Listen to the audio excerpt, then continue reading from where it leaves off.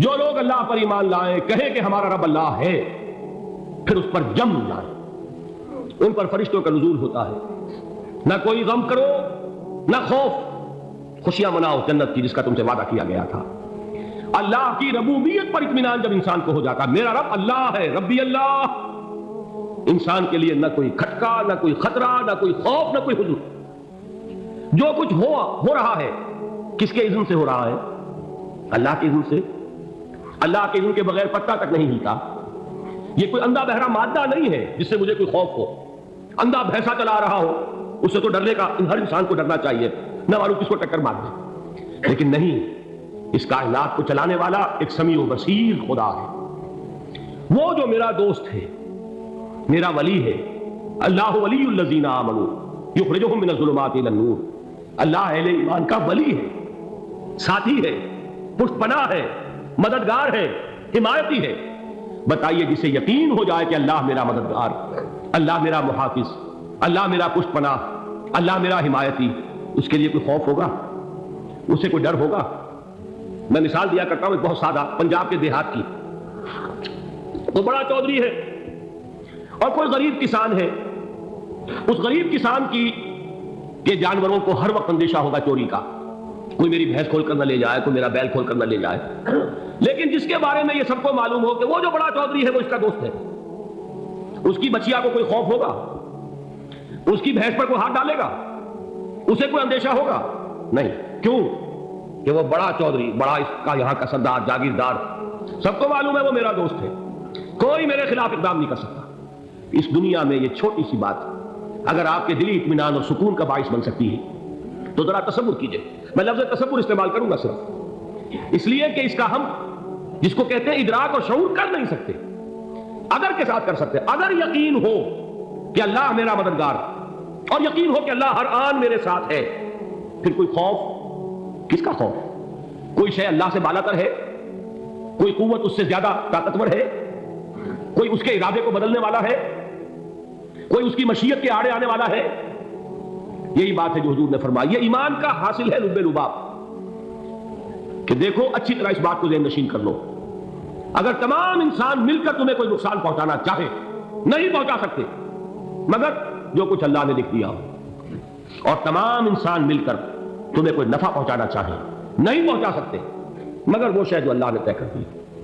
آپ پھر میں کہوں گا ذرا طاری کیجئے، اسے فرض کیجئے، اسے سوچئے، اگر اس حدیث پر ہمارا دل ٹھکا ہوا ہو تو کسی سے ڈر ہوگا؟ یہ مجھے نقصان نہ پہنچا دے، یہ میری رپورٹ خراب نہ کر دے، یہ میری انکریمنٹ نہ رکوا دے، یہ میرا یہ نہ بگاڑ دے، یہ میرے یہ نقصان نہ پہنچا دے، اس کا ڈر، اس کا ڈر، اس کا خوف، اس کی خوشامد، اس کے لیے جا کر طرح طرح سے اپنی عزت نفس کو ذلیل کروانا اس کے سامنے۔ یہ سب کچھ کیوں کرتا ہے انسان؟ جب سمجھتا ہے کہ اس کے ہاتھ میں میرا کوئی نفع ہے، اس کے ہاتھ میں میرے لیے کوئی ضرر ہے، یہ مجھے کوئی غضب پہنچا سکتا ہے، یہ مجھے کوئی نقصان پہنچا سکتا ہے، یہ میرا کوئی کام بنا سکتا ہے، یہ میری کوئی ضرورت پوری کر سکتا ہے، اسی کا نام شرک ہے۔ جہاں آپ نے یہ سمجھا کہ غیر اللہ کے اندر کوئی طاقت موجود ہے وہی شرک ہے۔ بتوں سے تجھ کو امید ہے، خدا سے نومیدی، مجھے بتا تو صحیح اور کافری کیا ہے؟ شرک تو یہ ہے۔ جس پر بھی تمہیں یہ خیال ہے کلمہ ہے یہ کلمہ سوم، لا حول ولا قوت الا باللہ، ذرا اس پر دل کو کبھی اگر آپ تصور کریں، پھر فرض کریں، دل ٹھک جائے اس پر، کوئی طاقت نہیں۔ یہی بات تھی جو شیخ عبد القادر جیلانی رحمۃ اللہ علیہ نے اپنی وصیت میں اپنے بچے سے کہی۔ 11ویں دینے والے ہیں لیکن حضرت شیخ عبد القادر جیلانی کی وصیت اور تعلیمات کو کتنے لوگ ہیں تم جانتے ہو؟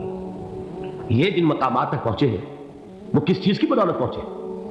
انہوں نے جو پیغام دیا وہ کیا تھا؟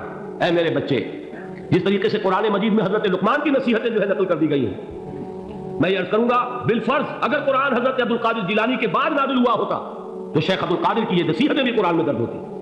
اتنی اونچی نصیحتیں ہیں۔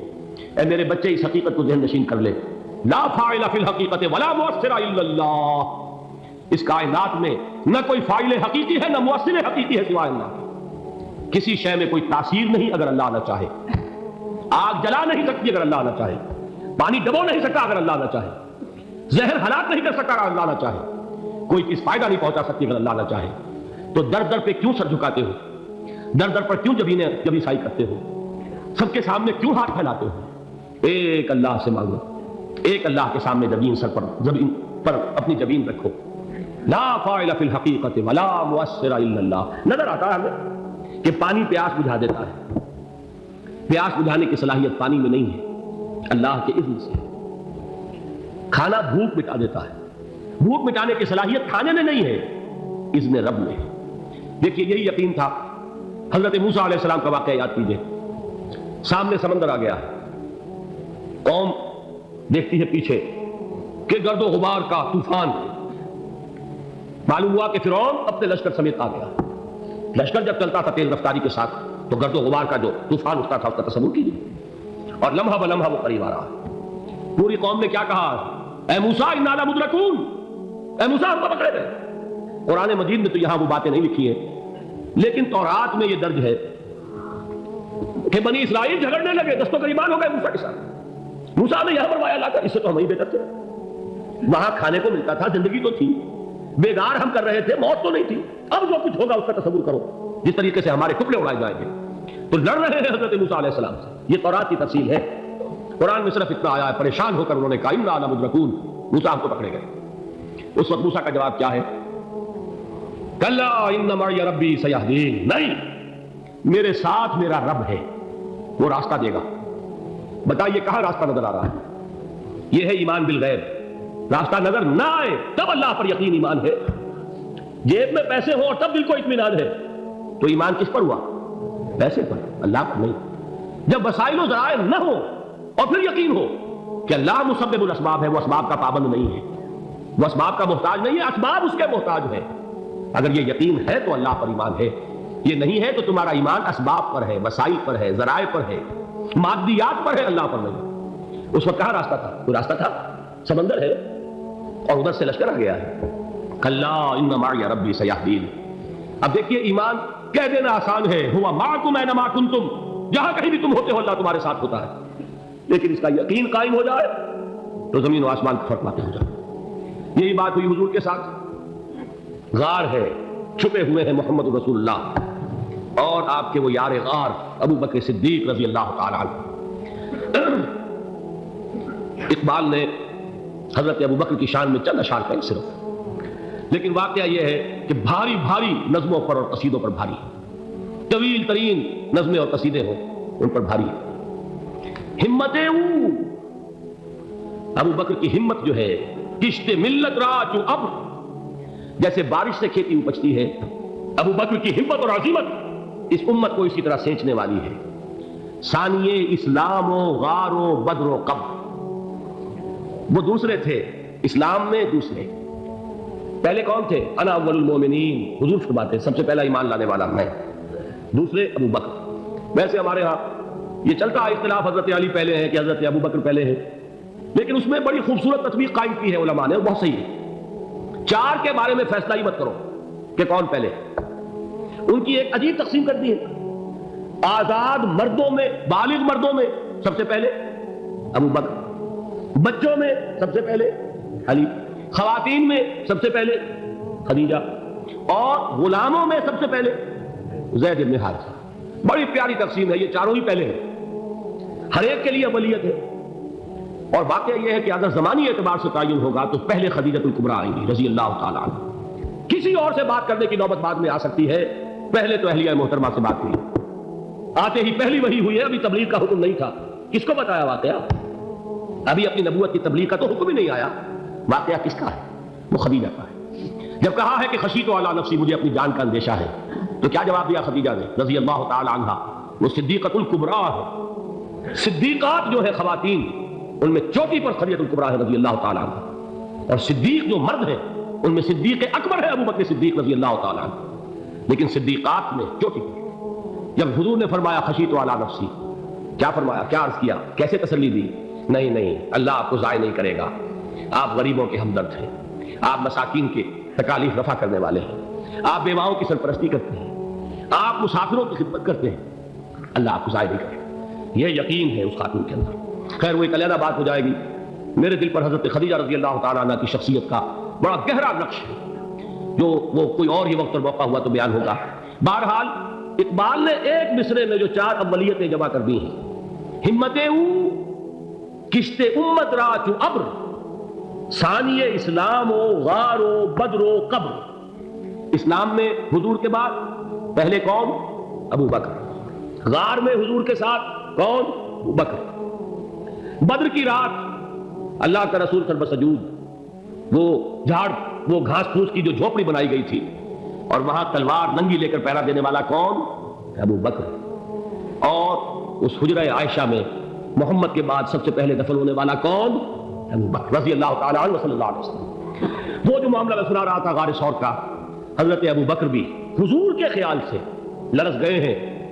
آپ کو یاد ہوگا کہ جا کر پہلے تمام جتنے سوراخ تھے انہیں بند کیا، ایک سوراخ رہ گیا تھا جس کو بند کرنے کے لیے کوئی کپڑا نہیں تھا، وہاں اپنی ایڑی رکھی ہے، تب کہا ہے حضور سے تشریف لائیے، اور اپنے زانو پر حضور کو لٹایا ہے، اور وہاں کسی موذی جانور نے کاٹا ہے، حضور کی آنکھ لگ گئی تھی، اس وقت اس بل کے اندر جو بھی بچھو ہے کیا ہے واللہ عالم، اس نے کاٹا ہے، اس کی تکلیف کی وجہ سے ابو بکر کی آنکھوں سے آنسو ٹپک گئے، حضور کے چہرے مبارک پر پڑے ہیں، تو حضور جاگے ہیں، معاملہ کیا ہے؟ ایڑی نہیں ہٹائی وہاں سے، مبادا وہ جانور وہاں سے نکل کر محمد الرسول اللہ کو کوئی گدن پہنچا دے، ابو بکر کی ایڑی ہے، جس طرح چاہے کھا لے، ختم کر دے، جان نکل جائے تب کوئی آنچ آئے، محمد پر تو آئے، لیکن جیتے جی نہیں۔ وہ ہے ابو بکر حضور کے خیال سے۔ اس وقت حضور نے پھر اپنا لعاب دہن لگایا ہے، اور اس سے پھر آپ کی تکلیف ختم ہوئی۔ جیسے خیبر میں حضرت علی کی آنکھ دکھ رہی تھی، اس کو جو شفا حاصل ہوئی وہ بھی حضور کے لعاب دہن سے ہوئی۔ بہرحال اس وقت انہوں نے کہا ہے کہ اے نبی یا رسول اللہ، اگر اس وقت ان میں سے کسی نے غیر ارادی طور پر بھی اپنے قدموں کی طرف جھانک لیا تو پکڑے جائیں۔ کیا جواب تھا اللہ کے رسول کا؟ لا تحزن ان اللہ معنا، اللہ ہمارے ساتھ ہے، کیوں گھبراتے ہو ابو بکر؟ یہ ہے ایمان باللہ، میرا مالک اللہ، میرا رازق اللہ، میرا محافظ اللہ، میرا مددگار اللہ، میرا پشت پناہ اللہ، میرا دوست اللہ۔ یہ دوستی ہے اللہ کی جو لب لباب ہے، حاصل ہے ایمان کا، اسی کا نام ولایت ہے۔ اولیاء اللہ کے سروں پر سینگ نہیں ہوتے، جس کے دل میں ایمان راسخ ہو چکا ہو وہی اللہ کا ولی ہے، جسے اللہ پر یقین ہو چکا ہے وہی اللہ کا ولی ہے، جسے یقین ہے اللہ میرے ساتھ ہے، میرا مددگار، میرا پشت پناہ، میرا ساتھی، میرا دوست، میرا محبوب، میرا محب۔ اللہ اہل ایمان سے محبت کرتا ہے، واللہ یحب الصادقین، ان اللہ یحب الذین یقاتلون فی سبیلہ صفا کانہم بنیان مرصوص۔ اللہ محبت کرنے والا، اہل ایمان محبوب، اور اہل ایمان محبت کرنے والے اللہ محبوب۔ والذین آمنوا اشد حبا للہ۔ آپ تصور کیجئے جسے یہ رشتہ ایمان یا رشتہ ولایت حاصل ہو جائے، الا ان اولیاء اللہ لا خوف علیہم ولا هم یحزنون، آگاہ ہو جاؤ اللہ کے دوستوں کے لیے نہ کوئی خوف ہے نہ کوئی حزن ہے۔